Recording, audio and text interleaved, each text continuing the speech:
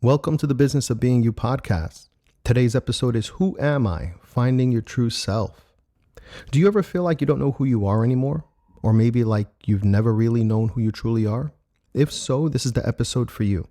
I'm not only going to talk about where this might have come from, but also some ways on how you can unlock who you really are and begin being yourself confidently and living a life that's authentic to you.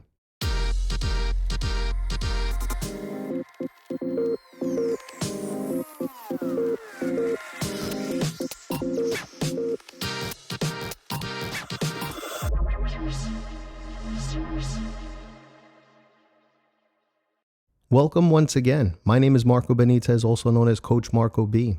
I'm an authenticity coach and I help people to unapologetically be who they truly are and be okay with what they truly want so that they can confidently be the best version of themselves and live a life that inspires them and others. So let's go back to the original questions. Do you ever feel like you don't know who you are anymore? Or maybe like you've never really known who you truly are? If so, just know that you're not alone and there's nothing wrong with you. Feeling disconnected, even if it's from yourself, is something that a lot of people go through. In the last few years, especially after COVID, people in general have had a lot of time to reflect on what matters to them. This has been happening for a lot of reasons. It could be because a lot of time was spent alone that left you with your thoughts about what matters or how much you value time with your coworkers or just getting out of the house. It could be because of the loss that you witnessed or experienced firsthand. But even aside from the events of the last few years, which helped us to reevaluate our priorities, it seems that society in general is going through a great awakening. People are changing jobs and careers more often. Self-care and mental well-being is in the spotlight more than ever before. And people seem to be talking less about possessions and more about experiences, whether it's trying a new restaurant, going to a unique pop-up event, or traveling to someplace new, near or far. So it's natural that if you're reevaluating and reprioritizing so many things in your life, that naturally you're going to become more introspective as well. And sometimes the person you're showing up as on a day-to-day basis doesn't seem to be living in alignment with who you feel you truly are. This can feel uncomfortable and create a lot of different emotions, like feeling confined, suppressed, frustrated, anxious, or depressed. But just know that those feelings of discomfort are indicators that it's time for a change. Time to level up, to rediscover or even discover for the first time a more authentic version of yourself. Now, it may seem odd that you would have to discover who you are, but let's look at where this may have come from. A lot of times your authentic self gets buried underneath what others expect from you. And what does that mean? It means that as you grow up, you start to take on different roles. Boyfriend, girlfriend, son, daughter, mother, father, boss, manager, teacher, etc. And as a result of performing your role, and take notice to that word performing, you begin to lose clarity on who you really are at your core. And instead, you only know who you're expected to be in the role that you're playing in that given moment. Many times it's a version of yourself that was created for survival, to please someone else or to be liked. Does that sound familiar? See if you could fill in the blanks in the following statement.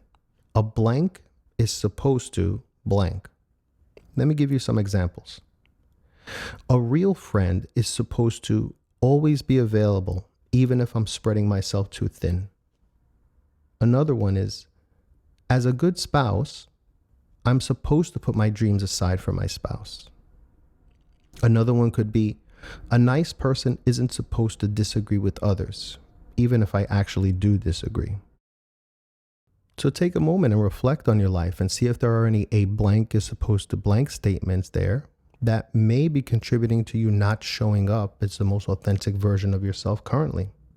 And now let's look at a few ways to reconnect with your authentic self. And let's remind ourselves what authenticity and the authentic self is. So authenticity is what I say and what I do reflect what I believe. And so the authentic self is what I say and what I do reflect who I believe that I am. And you can even add on to the end of that statement and aligns with my purpose. So that would sound like the authentic self is what I say and what I do reflect who I believe I am and aligns with my purpose. So let's look at how you're showing up. Imagine if someone who didn't know you were handed a paper which described what you did for an entire week. Your work, your words, how you spend your time, etc. And that person was asked to create a description of the person you are based on that information? Would they be able to accurately describe your authentic self?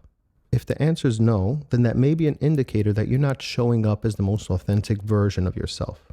But there are things you can do to reconnect, rediscover, or even discover for the first time your authentic self. I've come up with 3 techniques to do this.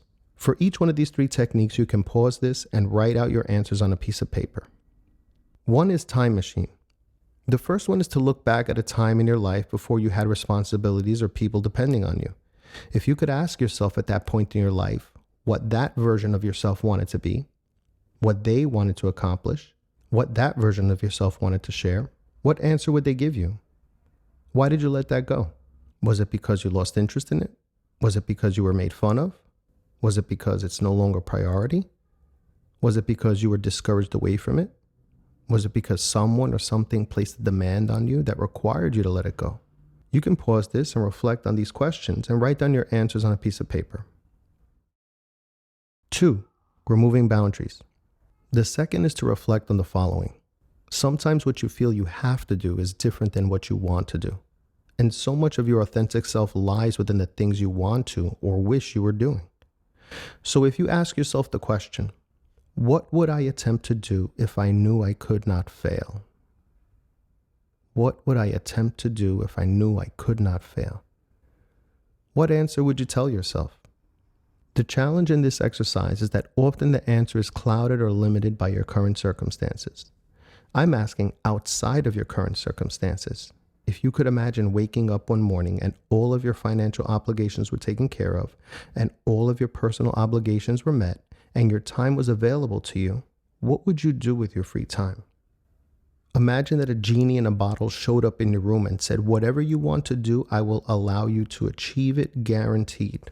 What would you attempt to do, and why would you do it?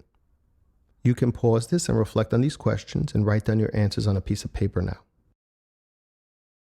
3, secret sauce. The third and last technique is to give yourself credit for what you're naturally good at. In life, people don't always gravitate to the person who offers fancy or flashy things or claims to be the best. More often, people gravitate to those who are authentic. There are some professions that have the reputation of saying whatever they feel the client needs to hear in order to make a sale, even though it may not necessarily be true. Why do you think so many people are so hesitant to trust a salesperson? On the other hand, how many times have you decided to purchase something from someone who you could sense was being honest and genuine with you? How many times have you chosen to do business with someone because they provide good customer service? And good customer service is more than just saying sir or ma'am. Good customer service comes from someone who genuinely loves what they do and wants to be the best at what they do.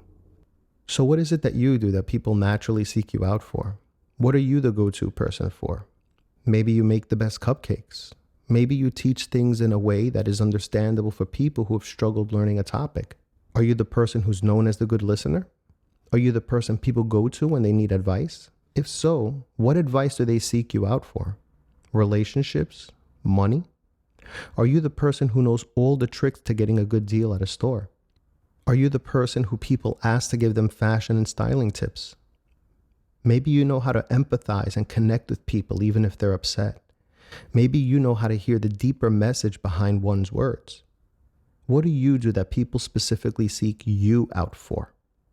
And one last time, you can pause this and reflect on these questions and write down your answers on a piece of paper.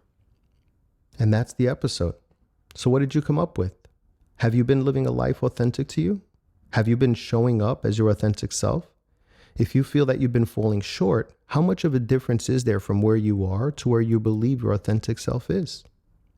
I hope you found this episode helpful and of value. Again, my name is Marco Benitez, also known as Coach MarcoB. I'm an authenticity coach, and I help people to unapologetically be who they truly are and be okay with what they truly want, so that they can confidently be the best version of themselves and live a life that inspires them and others. If you enjoyed this topic or have a topic you'd like me to speak about, tell me in the comment section. And I'll leave you with this final thought. You can fail at what you don't want, so you might as well take a chance at doing what you love. And of course, don't forget to mind your business, the business of being you.